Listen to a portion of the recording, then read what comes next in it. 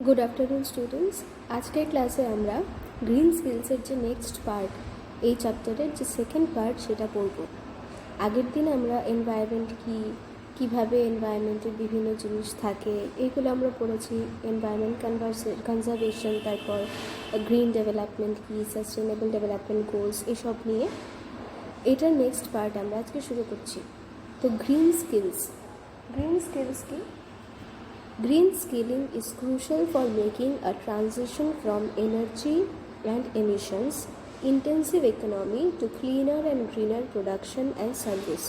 বলছে green skills কেন দরকার, তোমার কেন দরকার, আমার কেন দরকার। দেখো, আমাদের এখন ইকোনমিটা এরকম যে আমাদের টাকা কিসের থেকে আসছে, এরকম জিনিসে চাকরি করে যেখানে ইন্ডাস্ট্রিজ আছে মানে ওইখানে কারখানায় কী হবে, পলিউশন হবে, দূষণ হবে, তারপর অতিরিক্ত এনার্জি ইউসেজ হচ্ছে, ওয়াটার ওয়েস্ট হচ্ছে। ঠিক আছে, এরকম একটা ইকোনমি থেকে আমাদেরকে মুভ করতে হবে এরকম একটা ইকোনমিতে যেখানে ক্লিন আর গ্রিন প্রোডাকশন হয়, মানে পরিবেশের ক্ষতি করবে না এরকম প্রোডাকশন যেখানে হয়, বা এরকম সার্ভিসেস মানে জবসগুলো কীরকম হবে যেগুলো এনভায়রনমেন্ট ফ্রেন্ডলি বা এনভায়রনমেন্টকে ক্ষতি করবে না এরকম। It also prepares people for green jobs that contribute to preserving or restoring the quality of the environment while improving human well-being and social equity. বলছে এরকম জব করলে প্রকৃতির তো ভালো হবেই, আমাদের যে পলিউশন এগুলো তো কমবেই, তার সাথে সাথে কী হবে, মানুষও অনেক সুস্থ হবে যেহেতু পলিউশন কমবে। যাদের ধরো শ্বাসকষ্টের অসুবিধা আছে, যাদের অনেক ধরনের অসুবিধা হয়, অ্যাজমা যাদের আছে, এসব পলিউশন থেকে ওদের একটু অসুবিধা কম হবে, প্লাস সোশ্যাল ইকুইটি আসবে, মানে আমার সোসাইটিতে সবাই সমানভাবে ভালোভাবে থাকবে। এটাই হলো আমার কিসের উদ্দেশ্য, গ্রিন স্কিলিংয়ের উদ্দেশ্য। নেক্সট হলো knowledge and skills needed for green economy. যদি আমার ইকোনমিকে গ্রিন করতে হয়, গ্রিন মানে সবুজ করবো না কিন্তু, মানে এনভায়রনমেন্ট ফ্রেন্ডলি করবো। এনভায়রনমেন্ট ফ্রেন্ডলি করলে কি নলেজ, আমাদের কি জ্ঞান থাকতে হবে, আর কি স্কিলস, কি দক্ষতা থাকতে হবে। ঠিক আছে, প্রথম কি বলছে দেখো, ম্যানেজ ন্যাচারাল রিসোর্সেস। আমাদের যে প্রাকৃতিক সম্পদগুলো আছে সেগুলোকে আমাদেরকে এফিশিয়েন্টলি ম্যানেজ করতে হবে। ঠিক আছে, ধরো যেরকম প্রাকৃতিক সম্পদ, যেরকম জল আমরা অনেকে কী করি, ওয়েস্ট করছি, নষ্ট করছি জল। আমরা জলের ট্যাপ ছেড়ে দিয়ে চলে যাই কোথাও, ব্রাশ করার সময় জলের ট্যাপ খুলে রাখি। ছোট জিনিস যদি আমরা চেঞ্জ করি তাহলে আমরা ওই ন্যাচারাল রিসোর্সটাকে প্রিজার্ভ করতে পারবো আর নষ্ট হওয়ার থেকে বাঁচাতে পারবো। ঠিক আছে, তো এটা হলো ফার্স্ট, যে টু অ্যাসেস এনভায়রনমেন্টাল ইম্প্যাক্ট। যে তুমি অ্যাসেস করো, মানে তুমি একটু দেখো পরীক্ষা করে যে তোমার আশেপাশে পরিবেশটা কীরকম। ঠিক আছে, to design and adopt technologies that help in reducing the consumption of natural resources. এরকম টেকনোলজিক্যাল জিনিস বানাও যে জিনিসের জন্য কী হবে, আমাদের ন্যাচারাল রিসোর্সের উপরে ডিপেন্ডেন্সি কমবে, মানে আমরা প্রাকৃতিক সম্পদের উপরে কম ডিপেন্ড করব। ঠিক আছে, যেরকম ধরো যখন আমরা ডিজিটালি পড়াশোনা করছি মানে কি, অনলাইন পড়ছি, ভিডিও দেখছি, তাহলে আমাদের খাতাপত্র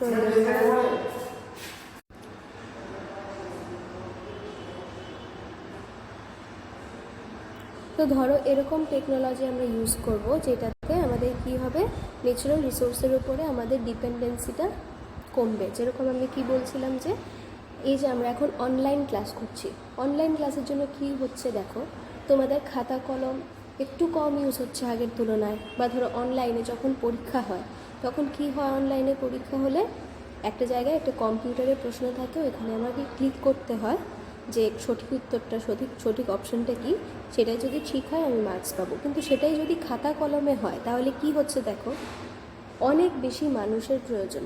ঠিক আছে, খাতা কলম হলে, কারণ খাতা কলমে যদি পরীক্ষা হয়, কম্পিউটারে হলে কি হবে, কম্পিউটারটাই তোমার ক্যালকুলেট করে নিতে পারবে, কিন্তু খাতা কলমে হলে মানুষ লাগবে কিন্তু চেক করার জন্য।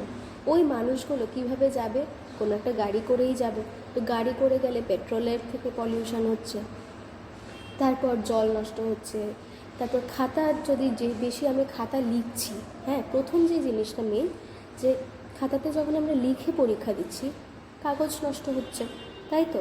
যদি সেই কম্পিউটারে পরীক্ষাটা হয়ে যেত তাহলে কম্পিউটারে কি একটা পেজের পর একটা পেজ নিচের থেকে আসে, কিন্তু খাতাতে যখন লিখি খাতা কিন্তু পেজ নষ্ট হচ্ছে। আর পেজ কোথার থেকে আসে? পেপার আসে গাছের থেকে। তো যত বেশি পেজ নষ্ট হবে তত বেশি কী হবে? আমার গাছ কাটতে হবে। গাছ কাটলে কী হবে, কী নষ্ট হবে? ফরেস্ট রিসোর্সেস নষ্ট হবে। তো আমাদের এরকম টেকনোলজি কে আপন করে নিতে হবে যেগুলো কি করবে আমার ন্যাচারাল রিসোর্সের উপরে যে আমার ডিপেন্ডেন্সি সেটাকে কমাবে। ঠিক আছে। Support climate resilience.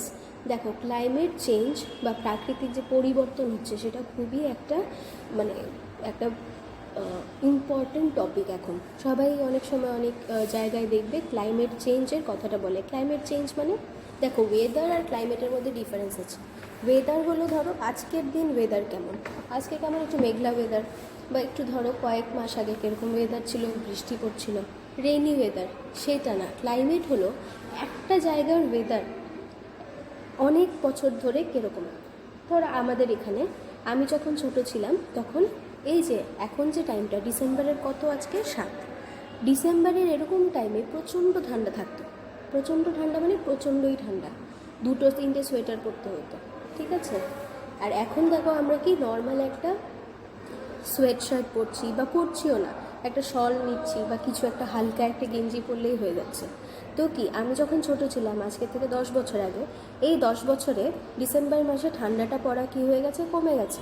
তার জন্য কী হয়েছে, অনেক পাখি যারা মাইগ্রেটরি বার্ডস দূর থেকে আসতো ঠান্ডার সময়, ওদের আসার টাইম টেবিল চেঞ্জ হয়ে গেছে, হয়তো ওরা আসেও না, বা হয়তো ওদের এই জন্য ওদের ক্ষতি হয়েছে অনেক, বা অনেক ধরনের গাছপালা যেগুলো উইন্টারের একটা টাইমে অ্যাডাপ্ট করে নিয়েছিল, এই টাইমে ওদের পাতা ঝরবে বা কিছু, তো ওদের একটা কি হচ্ছে, ক্ষতি হচ্ছে, বা আমাদের আশেপাশে পলিউশনটাও বাড়ছে।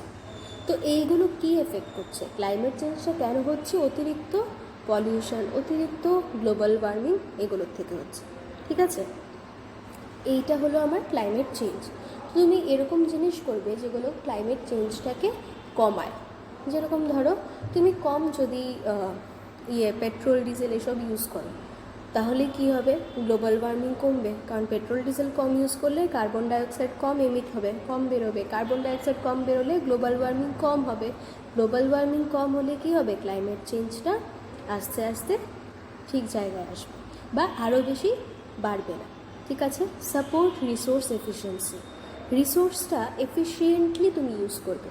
জল আমার যতটা দরকার স্নান করতে গিয়ে ততটাই ইউজ করব। 1 বালতি জল একজনের স্নানের জন্য যথেষ্ট, ওইটুকুই ইউজ করব। আমি ঘন্টার পর ঘন্টা শাওয়ারের নিচে দাঁড়িয়ে জল নষ্ট করব না। আমি বালতির পর বালতি জল নষ্ট করব না।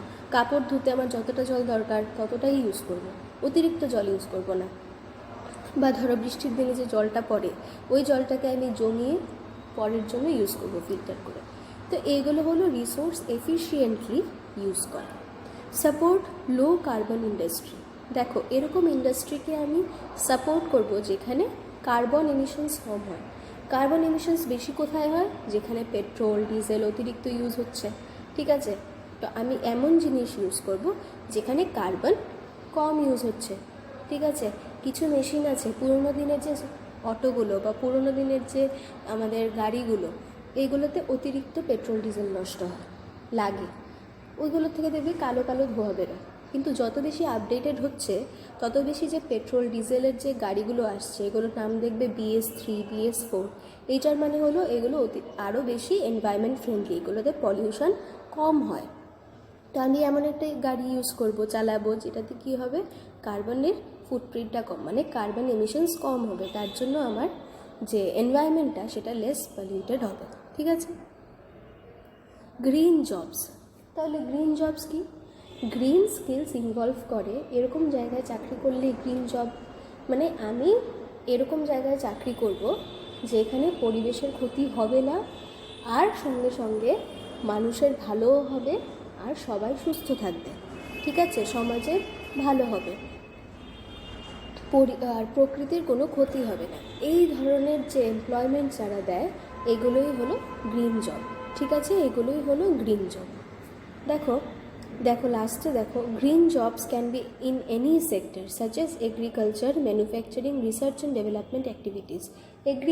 এগ্রিকালচারে আগে বা এখনও অনেক সময় ভালো ভালো ফল বানানোর জন্য অতিরিক্ত সার দেওয়া হয়, অতিরিক্ত পেস্টিসাইডস দেওয়া হয় যাতে পোকা না ধরে, কিন্তু ওইগুলোর জন্য নিচের যে মাটিটা বা সয়েলটা সেটা নষ্ট হয়ে যায়। সয়েল নষ্ট হয়ে গেলে কি নষ্ট হলো? Land resource. এবার ওই সয়েলের মধ্যে যে জলটা ইউজ করছি জলটাও দূষিত হয়ে যায়, তাহলে ওয়াটার রিসোর্সও নষ্ট হলো। এখন অনেক কী করছে? অর্গানিক ফার্মিংয়ে বাড়িতে সবজি পচিয়ে বা এরকম জিনিস ইউজ করে আমাদের যে সার দেওয়া হচ্ছে তাতে কি হচ্ছে? নষ্ট হচ্ছে না, ক্ষতি হচ্ছে না। কি ক্ষতি হচ্ছে না? ল্যান্ড রিসোর্সও ক্ষতি হচ্ছে না, ওয়াটার রিসোর্সও ক্ষতি হচ্ছে না, পলিউশন কম হচ্ছে। তার জন্য আমরা যে কোনো ফিল্ডে, এখানে এক্সাম্পল দিলাম এগ্রিকালচারেও আমরা যেরকম কি করতে পারি, আমাদের গ্রিন জব এটাকে বানাতে পারি। কিভাবে? পরিবেশকে দূষিত না করে আরও ভালো ফল টল আসবে। যেরকম ধরো যে জিনিসটাতে বেশি সার হয় সেটার ফলেও বা সেই সবজিতেও বেশি পয়জন থাকবে, তো সেটা খেলে আমাদের ভালো তো হবেই না, উল্টো আমাদের শরীরে হার্মফুল পেস্টিসাইডস, পয়জন এগুলো ঢুকবে। কিন্তু যদি আমরা এরকম বাড়ির বানানো সবজি, বাড়িতে করা সবজি খাই, যেগুলো আমরা নিজে নর্মাল সার দিয়ে বানিয়েছি, ঠিক আছে, সেগুলো কি হবে? সেগুলো আমাদের স্বাস্থ্যের জন্য হেলদি হবে। ঠিক আছে, এই ধরো আমি কিন্তু দেখিনি এখানে কি লেখা, অর্গানিক ফার্মিং, যেটা আমি বললাম। ওয়াটারশেড ম্যানেজমেন্ট মানে এই যে জলটাকে একটা জায়গায় জমা করে সেটাকে ফিল্টার করে আবার ইউজ করো। রেইন ওয়াটার হারভেস্টিং, বৃষ্টির জলটাকে ছাদের মধ্যে বেঁধে ছাদের মধ্যে জমা করে যখন জল থাকবে না তখন ওই জলটাকে ফিল্টার করে ইউজ করো। ঠিক আছে, তাহলে বৃষ্টির জল যেটা নষ্ট হয়ে যেত ড্রেনে টেনে গিয়ে, সেটাও তুমি ইউজ করছো। দেখো এগ্রিকালচারে কি বললো, এক্সাম্পল দিয়েছে এরিয়াস বা ফিল্ড, কি ক্ষেত্রে হতে পারে অর্গানিক ফার্মিং, যেটা আমি বললাম watershed management, rain water harvesting. এই ক্ষেত্রে কি জব আছে? Water quality technician. তুমি একজন ওয়াটার কোয়ালিটি টেকনিশিয়ান হতে পারো। জলের কোয়ালিটি তুমি মেজার করবে। কি দিয়ে মেজার করবে বলেছিলাম? TDS meter. Rain water harvesting professionals and technician, যারা সবার বাড়ির ছাদের ওপর এরকম রেইন ওয়াটার হারভেস্টিংয়ের যে স্ট্রাকচারটা বানাতে পারে। ঠিক আছে, সোলার পাম্প টেকনিশিয়ান, সূর্যের আলোতে মোটর ইউজ করে জলের পাম্প, ঠিক আছে, সেটার একজন টেকনিশিয়ান, যে সেটা করতে পারে। Green house or poly house professionals and technicians, green house তৈরি করার প্রফেশনালস। ঠিক আছে, গ্রিন জবস কনস্ট্রাকশনে কি হতে পারে? Green builders, green design professional, green workers, মানে এরকম ধরো বাড়ি তৈরি করছি, হ্যাঁ আমি বাড়ি বানাচ্ছি, বাড়ি বানানোর সময় এরকম জিনিস ইউজ করব যেগুলোতে আমার জলটা ওয়েস্ট হবে না, বা আমি এরকম অ্যাপ্লায়েন্সেস ইউজ করব যেগুলোতে অতিরিক্ত ইলেকট্রিক্যাল এনার্জি ইউজ হবে না, বা আমি এরকম মেশিন ইউজ করব যেটাতে পেট্রোল কম লাগে, ডিজেল কম লাগে, পলিউশন কম হয়। ঠিক আছে, তো এরকমভাবে আমি যখন ইউজ করব, বা এরকম আমার বাড়িতে কোনো কিছুই প্লাস্টিক থাকবে না, ঠিক আছে, তাহলে আমি কি করলাম এই কাজগুলো করে? এরকম একটা বিল্ডিং তৈরি করলাম যেটার মধ্যে পরিবেশকে দূষণ করবে এরকম কিছুই নেই। তার উপর ধরো আমি বিল্ডিংয়ের মধ্যে একটা জায়গা বানালাম যেখানে অনেক গাছ লাগিয়েছি, ঠিক আছে, ছোট করে বাগান বানিয়েছি, তাতে কি হবে? তাতে আমার বাড়ির আশেপাশের এনভায়রনমেন্টটা একটু হলেও পিউরিফাই হবে। ঠিক আছে, তারপর এনার্জি, সোলারের এনার্জি, ধরো আমি যে আমার ছাদের উপর সোলার প্যানেলস লাগিয়ে দিলাম, ওইখান থেকে কি হবে? সূর্যের আলোর থেকে এনার্জি নিয়ে সোলার এনার্জি ইউজ করে আমি বাড়িতে কিছু ইলেকট্রিক্যাল জিনিস চালাচ্ছি। তো আমি যদি ওই সূর্যের আলোর এনার্জি দিয়ে যদি আমি কিছু ইলেকট্রিসিটির কাজ করে নিই, তাহলে আমার যে ইলেকট্রিসিটিটা বাইরে থেকে আসছে সেটা কম ইউজ হবে। বাইরে থেকে যে ইলেকট্রিসিটি আসছে সেটা কম ইউজ হলে কি হবে? ইলেকট্রিসিটি একটু কম প্রডিউস করতে হবে। কম ইলেকট্রিসিটি প্রডিউস করতে গেলে কয়লা কম লাগবে, কয়লা কম লাগলে দূষণ একটু হলেও কম হবে। তুমি একজনের কথা বলছি, এরকম যদি সবাই করে তাহলে বড় মাত্রায় গিয়ে দেখবে যে অনেকটাই ইফেক্ট হচ্ছে। ঠিক আছে, ফরেস্ট্রি মানে ওই যে গাছ লাগানো, যেখানে খালি জায়গা আছে বা যেখানে ধরো নোংরা হয়ে আছে, নোংরা পরিষ্কার করে ওখানে একটা বাগান বানালাম, এরকম ধরনের। ঠিক আছে, আরও আছে এখানে দেখবে অনেকগুলো। লাস্টেরটা দেখছি ধরো এডুকেশন। আমরা কি করতে পারি, আমরা সবাইকে এরকম পড়াতে পারি যে এই স্টেপ নেবে, বাড়িতে এইভাবে তুমি গাছ লাগাতে পারো, অর্গানিক ফার্মিং করবে, বাড়িতে রেইন ওয়াটার হারভেস্টিং করবে। এসব করে কি হবে, তুমি নিজের থেকে সবাইকে এরকম যখন জানাবে, বোঝাবে, সবাই যদি এই পদক্ষেপটা নেয় তাহলে সবাই কী হবে, এনভায়রনমেন্টকে সাপোর্ট করবে। Green projects. Many people and organizations are concerned and motivated about doing something to save the environment. অনেক ধরনের মানুষ ও অনেক ধরনের সংগঠন এরকম আছে যারা কনসার্নড, মানে যারা চায় যে এনভায়রনমেন্টটা বাঁচুক। যেরকম আমাদের স্কুলে একটা ইকো ক্লাব আছে, সবাই জানো নিশ্চয়ই। They are implementing green project in areas like waste management, energy conservation, green sanitation, biofuel use, green buildings. এরকম সংগঠনরা মিলে কি করছে, এরকম প্রজেক্ট বানাচ্ছে। প্রজেক্টগুলো গ্রিন প্রজেক্ট কেন, ওইখানে ধরো নোংরা একটা এরিয়াতে ধরো সবাই এখানে ওইখানে প্লাস্টিক ফেলছে, তার জন্য দূষণ হচ্ছে। ওরা এরকম একটা সিস্টেম করলো যে সবাইকে বললো এখানে তোমরা প্লাস্টিকগুলো রাখবে, এখানে ড্রাই ওয়েস্ট ফেলবে, এখানে তুমি নোংরা যেগুলো সবজি টবজি এগুলো আলাদা করে ফেলবে। তাহলে কি প্লাস্টিকগুলো রিসাইকেল করতে সুবিধা হবে আলাদা থাকলে। যেই জিনিসগুলো বায়োডিগ্রেডেবল, এগুলো বায়োডিগ্রেডেবল হয়ে যাবে, মাটির সঙ্গে মিশে যাবে। এনার্জি কনজারভেশন মানে তুমি ইলেকট্রিসিটি কম ইউজ করছো কি না, তুমি জল ঠিকভাবে ইউজ করছো কি না, তুমি অতিরিক্ত কোনো রিসোর্স নষ্ট করছো কি না, এগুলো। গ্রিন স্যানিটেশন মানে আগে আমাদের রেলওয়ে সিস্টেম ট্রেন কি ছিল, যে টয়লেট থেকে ডাইরেক্ট যে আমাদের রেলওয়ে ট্র্যাক এইখানেই সব ওয়েস্টগুলো চলে যেত, তো সেটা কি এনভায়রনমেন্টকে পলিউট করতো। কিন্তু এখন কি করেছে, বায়ো টয়লেট বানিয়েছে। বায়ো টয়লেট বানানোর জন্য যে ট্রেনের ভেতরে যে টয়লেট, এটার ভেতরে কিছু ব্যাকটেরিয়া ছেড়ে দিয়েছে।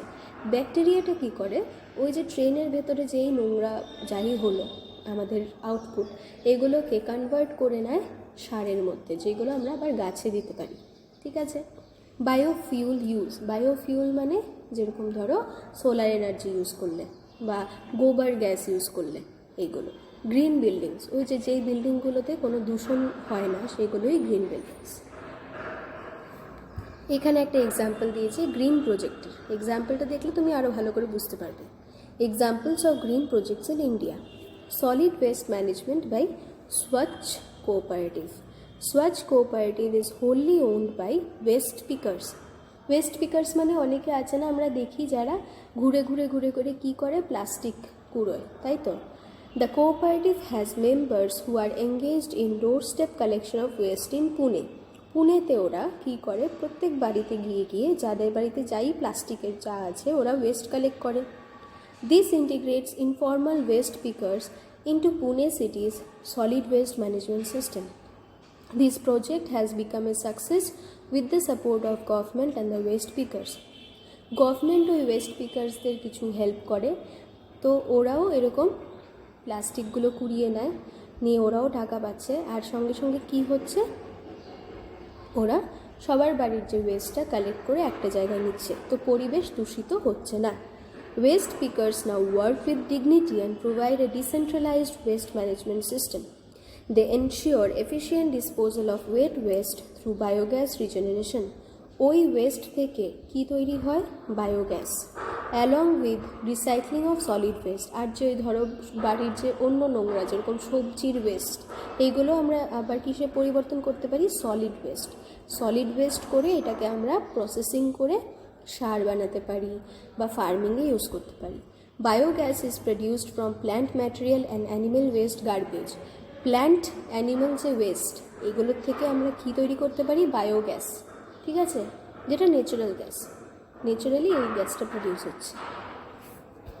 এই এক্সাম্পলটি ছিল পুনের। নামটা কি দেবে, আমি যদি কোনো বলি যে give one example of green project, কি বলবে, স্বচ্ছ কোঅপারেটিভ ইন পুনে। ঠিক আছে।